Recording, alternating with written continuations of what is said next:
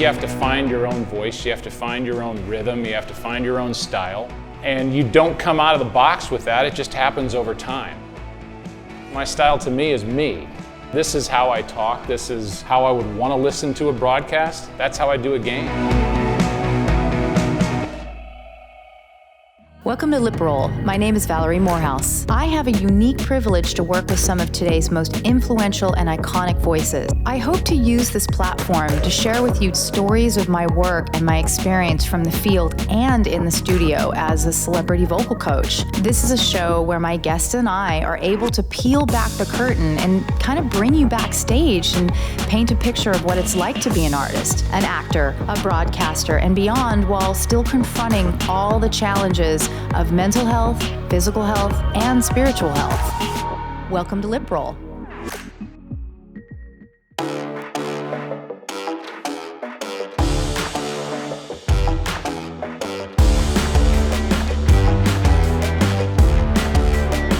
So Joe Buck, he's got this amazing career as a sportscaster. He's a little bit out of the norm of what I would teach because he's not typically a singer. Joe, welcome to Lip Roll. You are probably one of the biggest broadcasters of The biggest. The biggest. Yeah. No, the biggest. Let's clear that up. It came out today. The biggest broadcaster in the history of broadcasting. All right, I'm going to make a note of that. So I have that. Yeah.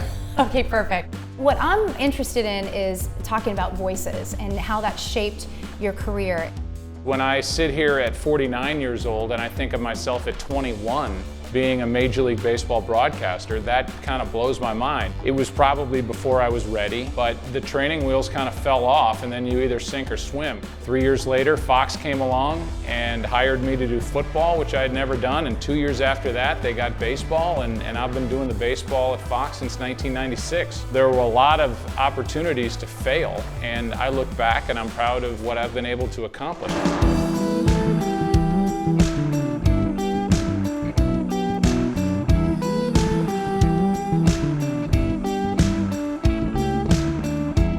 What to you are some of the most recognizable voices in sports? I think the most beautiful voice in sports that I heard, at least in my business, was Vin Scully. For decades, he was the voice of the Dodgers, but there was always kind of a melodic, beautiful delivery that he had that would put the listener at ease right away. It's something that was so unique to him, and I think we all try to find that, but I didn't fall into the trap of trying to sound like him. I'd rather the viewer sit at home on the couch and have the feeling of actually being there. And actually being there doesn't involve some guy on TV yelling at you. I'm the son of a Hall of Fame broadcaster myself. My dad was that way, but with a different sound, and that's what I've tried to do as well.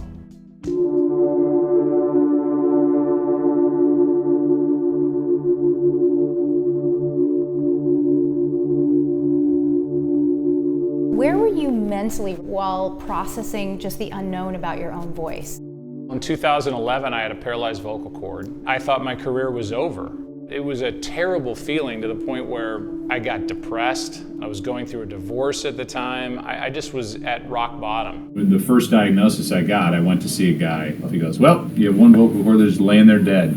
And I said, well, how long does that take to get better? He goes, it take 3 weeks, it take 3 months, it could never come back. Then I saw a guy in Boston about 3 months in, maybe 2 months in, and he said, you know, normally what you have in 3 months is what you're gonna have. And if that was the case, I was done. Every time I spoke, I was constantly judging the progress of this vocal cord restoration and comparing it to the last time I spoke. So it just became this constant inner dialogue that, is it better? It sounded better. Did it better? And then I wore my daughters out with, did that sound better? Did my voice sound better? When I met Joe, he was in one of the most vulnerable places of his entire life. He thought his career was over. And so one of the remedies was to go through vocal lessons and learn how to sing. And I kind of grew up singing, was in Glee Club, and my mom was on Broadway and she could sing, so I was always kind of trying to sing. But then when I went through this, the remedy was, why don't you go see one of the best? I sat in her studio and she was trying to teach me how to sing and do different scales.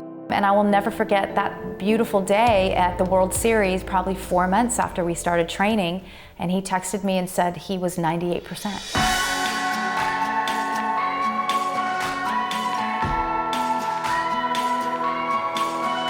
thankfully, through whether it's God's grace, rehabilitation, time, whatever it is, that nerve that was not allowing my vocal cord to fire recovered. But it took 6, 7 months. Other people were constantly trying to pump me up and telling me that it was going to come back. But when it's you don't believe it until it starts to really rebound. All that stuff went into shaking me to my core. I'm glad I went through it, but it wasn't fun when I did.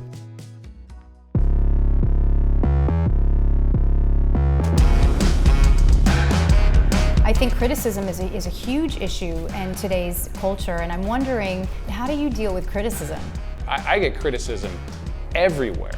It's a constant struggle for me, and I'm a pleaser. I want to make everybody happy. I want to make everybody like me, and that's just not going to happen. I have to get excited for both teams, and fans haven't heard that. And so when they hear you get excited for the other team, they think you hate their team. I just have to put my head down and do my work. Sometimes you just let it roll off your back. Sometimes it bothers you. I'm not going to sit here and tell you that when people tell you you suck over and over again, that it doesn't start to creep its way into your mind. But I just have to be confident in what I do, and the more confident and comfortable you are, the better you will be. It sounds simplistic, but I think when you're worried about taking every step across the stream, you have a better chance of falling in than just running right across, and that's how I've always tried to live my career. I've been at Fox now for almost 30 years. I have to rely on the fact that if I did suck, they wouldn't have me doing it. Nobody owes me any favors. I love that your voice is back. There's nothing that makes me happier. Thank you for being a part of that. Thank you for fitting me into your schedule. And thank you for, being there when I had a text or a question. When it's your voice, people will come back and do whatever, because when you're helping somebody be heard, that's a big deal. And so thank you for all you did for me. I can't sing. I'm not gonna sing. We traveled in and out my door. He can sing. I'm glad you came along. We got Joe Buck to sing! Yes. I Can Die Happy. Yes.